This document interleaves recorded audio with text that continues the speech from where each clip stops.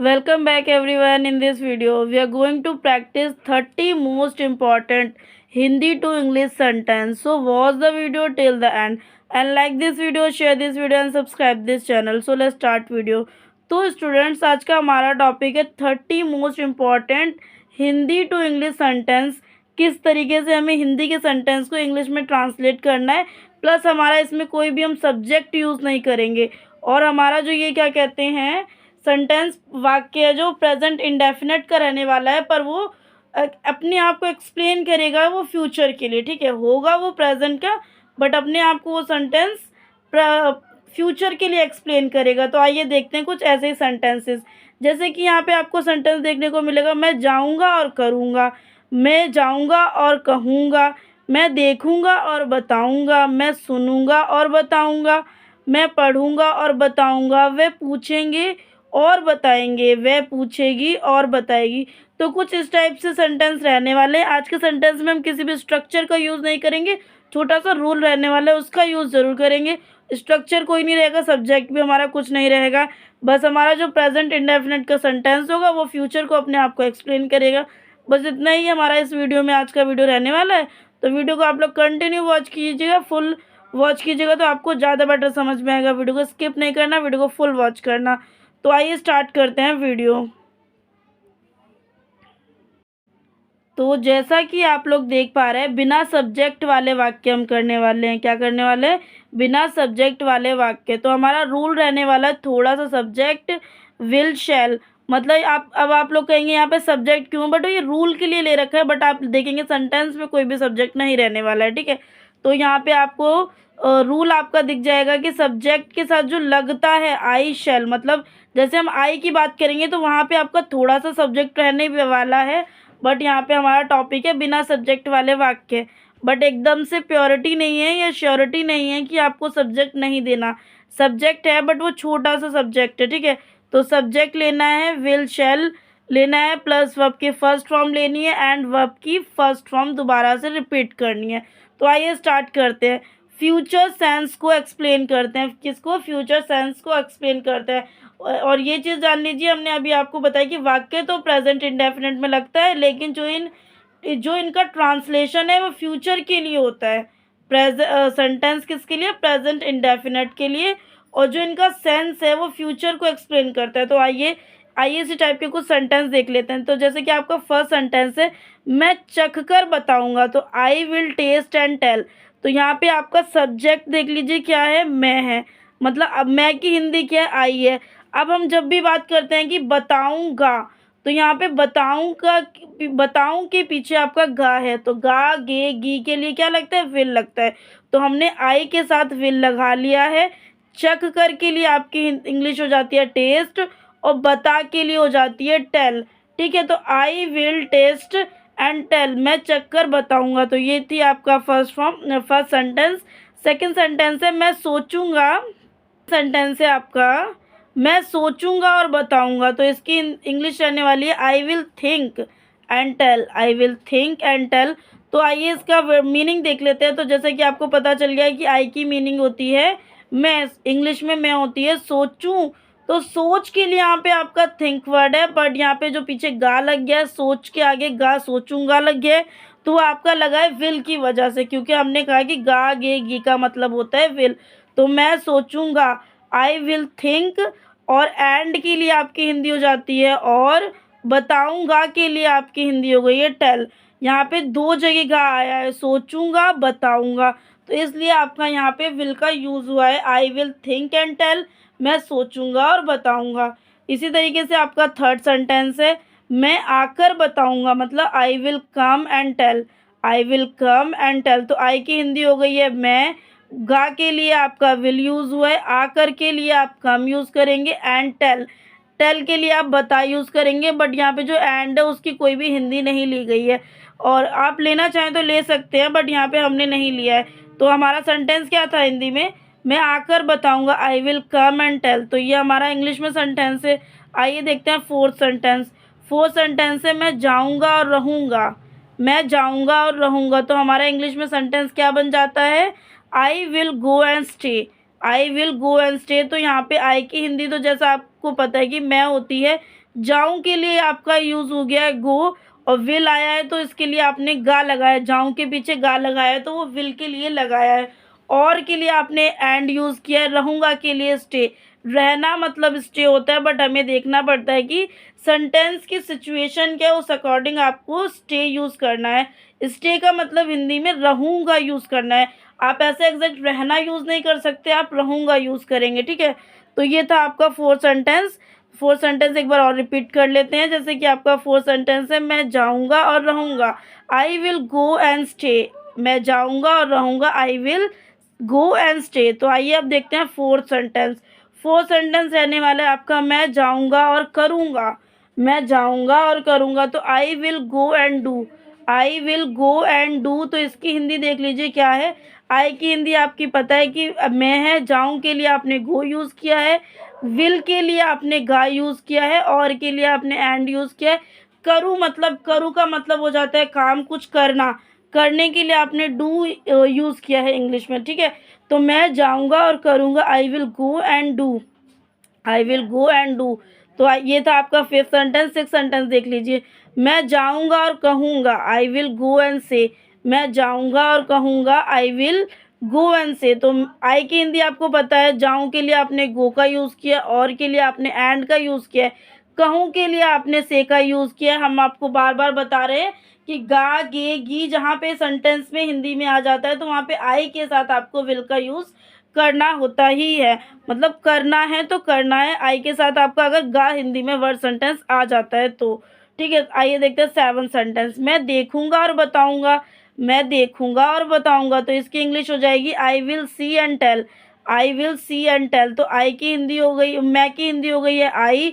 देखूं के लिए आपका यूज है सी, सी मतलब देखना होता है। गा के लिए आपने विल का यूज किया है, और के लिए आपने एंड का यूज किया है। बताऊं के लिए आपने टेल का यूज किया है।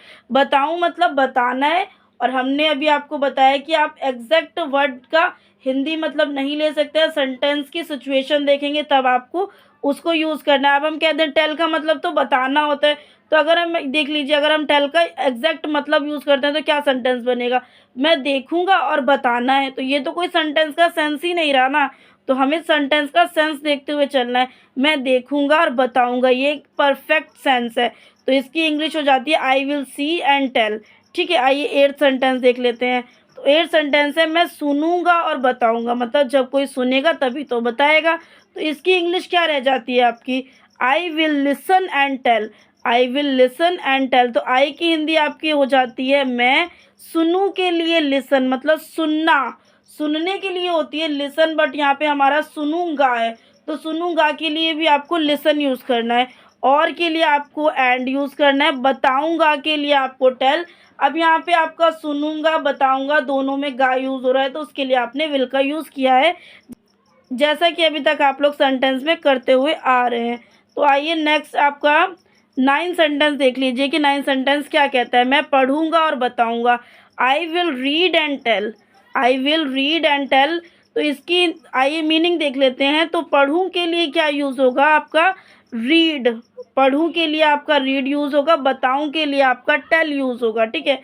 अब हम ज़्यादा मीनिंग्स रिपीट नहीं करेंगे, क्योंकि जो आपके वर्ड मीनिंग है सेंटेंस में वो एक सिमिलर है, इसलिए हम मीनिंग्स को बार बार रिपीट नहीं करेंगे, नहीं तो आप इस वीडियो में बोर भी हो सकते हैं। तो बोर नहीं करना, हमारा काम आपको बोर करना नहीं है, आपको स्टडी कराना है, तो आपको ऐसा कुछ भी नहीं बताएंगे जिससे आप लोग बोर हो जाए।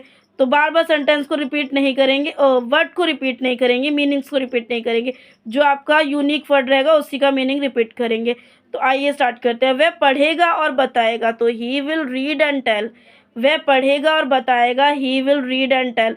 तो यहाँ पे आपका बात हो रही है ही की। अब जहाँ पे भी बात हो रही है ही की, तो वो किसके लिए सेंटेंस होता है, मेल के लिए होता है, बॉयज़ के लिए होता है, ठीक है। तो यहाँ पे आपका बिल्कुल सेंस चेंज हो चुका है, ही की हिंदी होती है वह, ठीक है। अब विल के लिए अभी हमने बता दिया है कि घा यूज होता है, बट यहाँ पे रीड का मतलब है पढ़ना। रीड का मतलब होता है पढ़ना, पर हमने वर्ड क्या लिया, पढ़ेगा।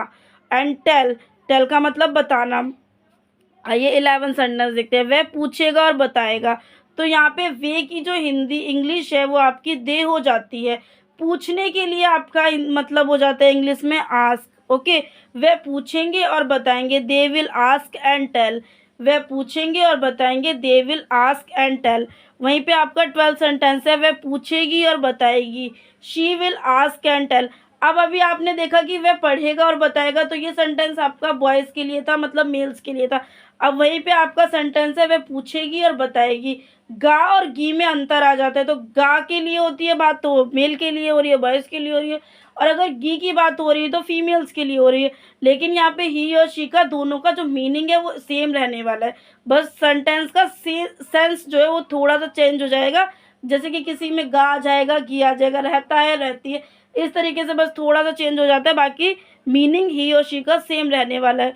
तो वह पूछेगी और बताएगी, she will ask and tell. She का बस यूनिक यहाँ पे अभी अभी तक आपका आया शी, तो शी का मतलब तो वह होता है और ही का मतलब भी वह होता है।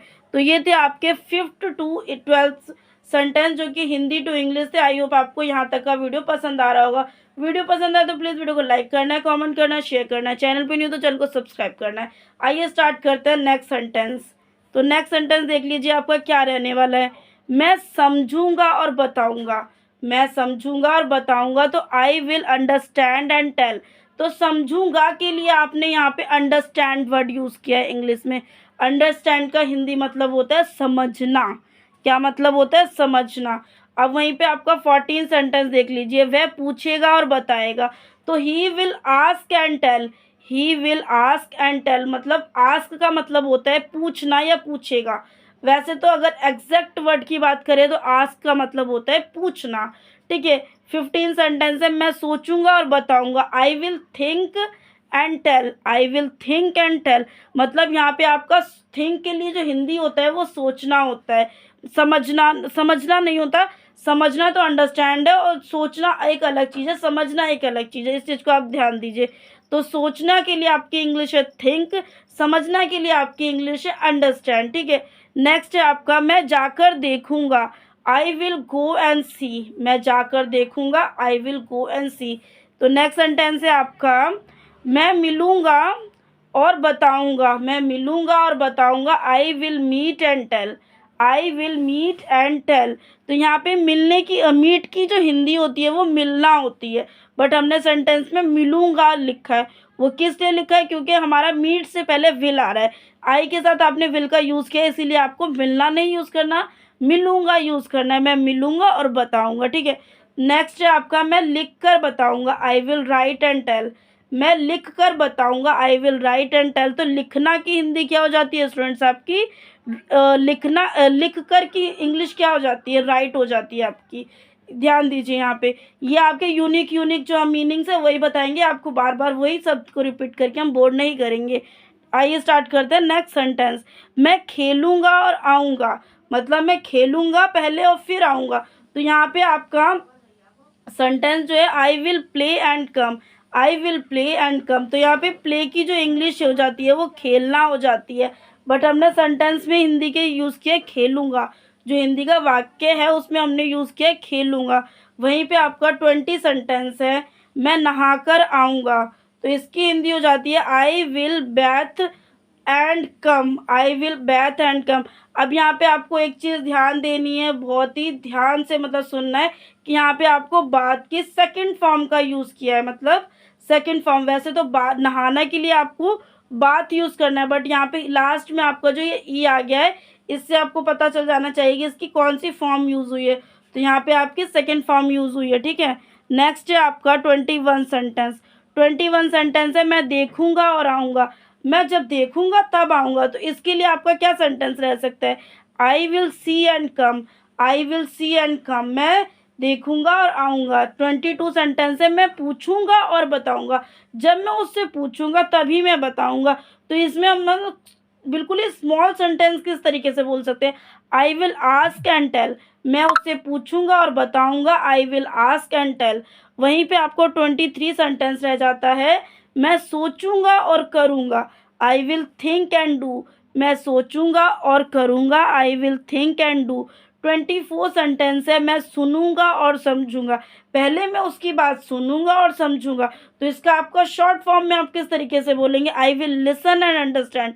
I will listen and understand. वहीं पे आपका 25 सेंटेंस देख लीजिए क्या रहने वाला है, मैं देखूंगा और जवाब दूंगा, आई विल सी एंड आंसर।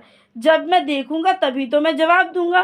तो इसका आप शॉर्ट फॉर्म में कैसे एक तरीके से कह सकते हैं कि इंग्लिश का जो बहुत बड़ा बड़ा सेंटेंस होता है उसका हम छोटे तरीके से किस तरीके से बोल सकते हैं। तो I will see and answers, I will see and answer, मैं देखूंगा और जवाब दूंगा। वहीं पे आपका 26 सेंटेंस रह जाता है, 26 वाक्य रह जाता है। मैं देखूंगा और वापस आऊंगा, जब मैं देखूंगा और वापस आऊंगा, ठीक है। तो I will see and come back, I will see and come back. 27 है, मैं देखूंगा और समझूंगा, I will see and understand. मैं देखूंगा और समझूंगा, I will see and understand. 28 sentence है, मैं जाकर देखूंगा, आई विल गो एंड सी। मैं जाकर देखूंगा, आई विल गो एंड सी। वहीं पे आपका 29 सेंटेंस देख लीजिए क्या है। मैं खाऊंगा और सोऊंगा, I will eat and sleep, I will eat and sleep. मैं खाऊंगा और सोऊंगा, I will eat and sleep. 30 sentence है, मैं देखूंगा और घबराऊंगा, मैं देखूंगा और घबराऊंगा। इसका हम कह सकते हैं अगर मैंने उसको देखा तो मैं घबरा जाऊंगा। तो इसका शॉर्ट सेंटेंस क्या रहने वाला है आपका, आई will see and nervous, I will see and nervous. तो ये थे आपके सेंटेंस 1 to 30 सेंटेंसेस, जो कि बहुत ही इंपॉर्टेंट सेंटेंस है। आई होप आपको ये सेंटेंस समझ में आए होंगे। समझ में आए तो प्लीज़ वीडियो को लाइक करना, कमेंट करना, शेयर करना। चैनल पे न्यू तो चैनल को सब्सक्राइब कर लेना ताकि इस टाइप के वीडियो आते रहे। दोस्तों के साथ शेयर करना बिल्कुल मत भूलिएगा ताकि वो भी मोटिवेट होकर अपनी स्टडी को कंटिन्यू रखें। अगर आप लोग शेयर नहीं करेंगे, वो बोर हो जाएंगे, तो वो अपनी स्टडी हो सकता है छोड़ दें। तो अगर आपको उनकी स्टडी जारी रखनी है तो प्लीज़ उनको वीडियो शेयर कीजिए इस टाइप के, ताकि वो भी स्टडी अपनी कंटिन्यू रखे। तो अब ये वीडियो हमारा यहीं पे ख़त्म होता है। वीडियो पसंद आया तो हमने कहा आपको लाइक करना है, कमेंट करना है, शेयर करना है। चैनल पर नहीं हो तो चैनल को सब्सक्राइब कर लेना है। मिलता है नेक्स्ट वीडियो में।